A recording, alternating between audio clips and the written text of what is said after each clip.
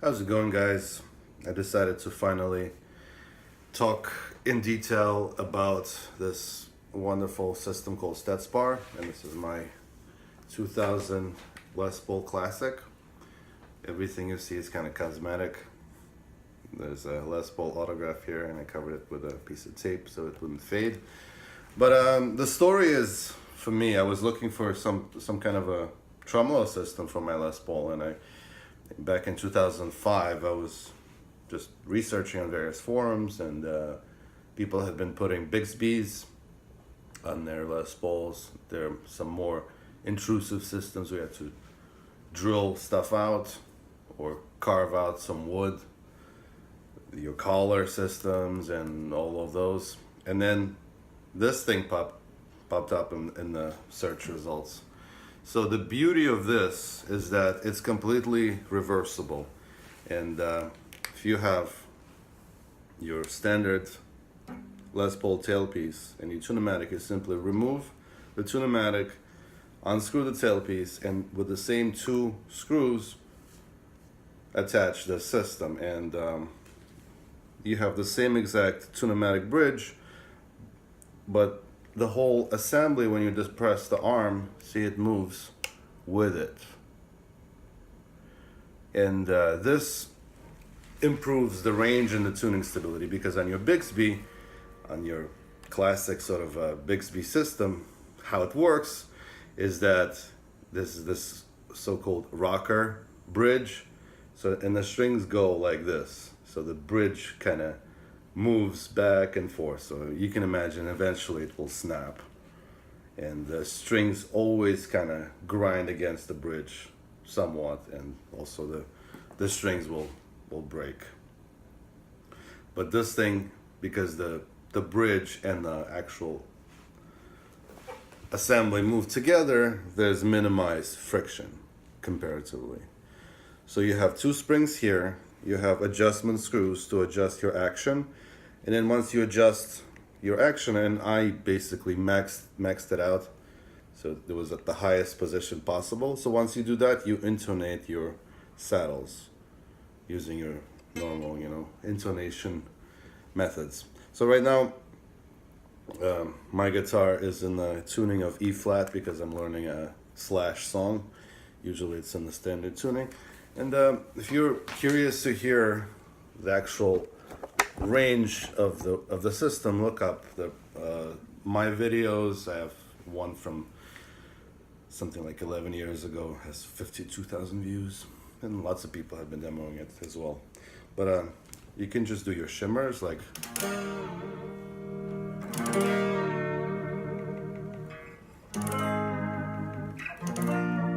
you can even dive bomb.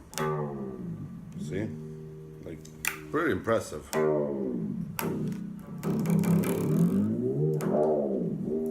More than enough for your regular kind of applications.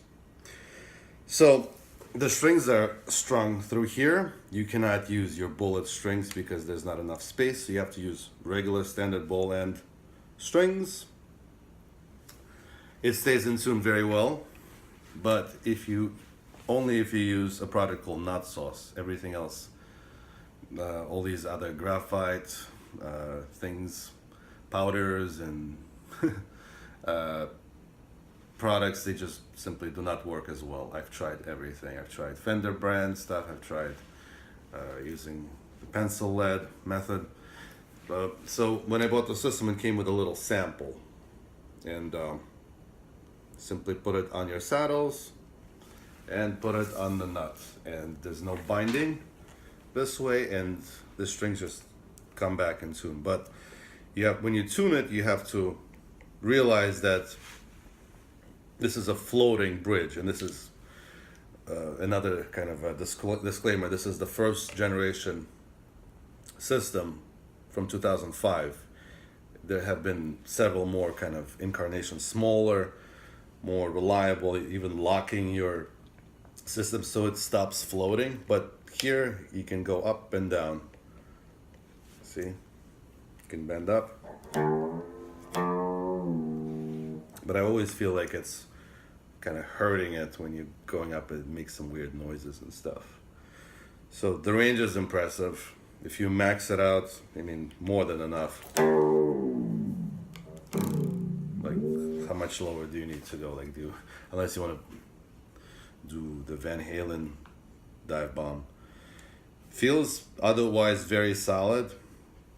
Some disadvantages, or maybe advantages. Well, this one, for example.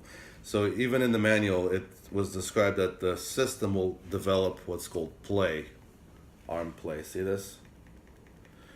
And I don't know why that is exactly, but if I put a different gauge of strings, like something with a higher bottom, the play goes away. But then if I keep using the same exact gauge, it comes back. So it's basically, there's this kind of spot where you have to press hard to go down in pitch, see? And then there's this wiggle room, which can be used to an advantage. Like, I even developed a technique of this chorus kind of sound. So you just pluck your chords and you use the whammy bar as well. So it's like this.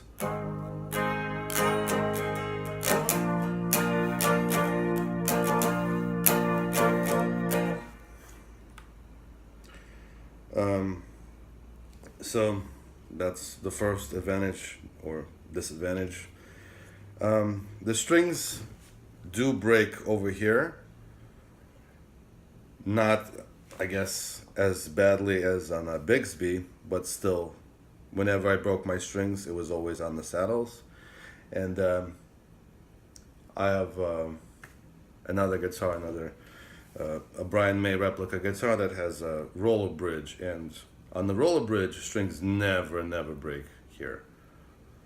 So, but the downside to having a roller bridge is that palm muting is always going to be weird because of the little rollers, like wheels. They prevent you from muting it in a natural way. You have to like find this position where the flesh, your flesh kind of mutes the strings completely. But this feels like you're playing a Les Paul. It feels the same exact way. Well, one thing that definitely changes as you put on this system compared to a stock Les Paul is your action and bendability become way different, because it's a floating system. So as you bend the strings, you see the arm keeps moving as well, because other strings are always also moving down. So as a result, you have to bend more to go up in pitch. And I don't think I'll be able to do another brick in the wall kind of solo. Let's see.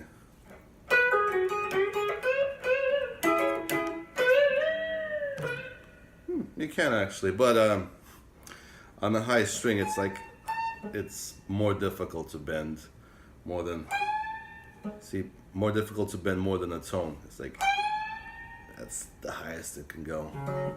On the stock Les Paul, without all this business, you can definitely bend higher. It looks nice and vintagey. What I had to do in terms of maintenance is just there was a washer here, like a rubber washer that makes the arm stay in place. That wore out, so I had to cut my own. I did that. I cut it out of an old Converse sneaker. So this is yep. So no need to remove the arm when you put it away, as I was told, and I never did, unless I'm putting it away for a long time. So if you're looking for a system for your stop bar kind of tailpiece, tune-o-matic, Les Paul, or even maybe Telecaster, give this thing a try. And this thing is 12 years old. They have been evolving. I think there's like Stetsbar version 3 now, with, like I mentioned, a locking mechanism, so you can lock it in place and it won't go down, so it's perfect for your behind the nut kind of bends that are always kind of difficult on this, and all your country bends. If you wanted to work like a Telecaster or whatever. So yeah, it's a great system. I love that there are micro bearings here, so the whole piece where the bridge moves on these bearings, and feels solid. Please watch my other video demonstrating the range of the Stetsbar from around 10-11 years ago, and there are lots of other people reviewing the system. You can do your surf shimmers, you can do dive bombs, whatever you want. Thanks for watching. Bye.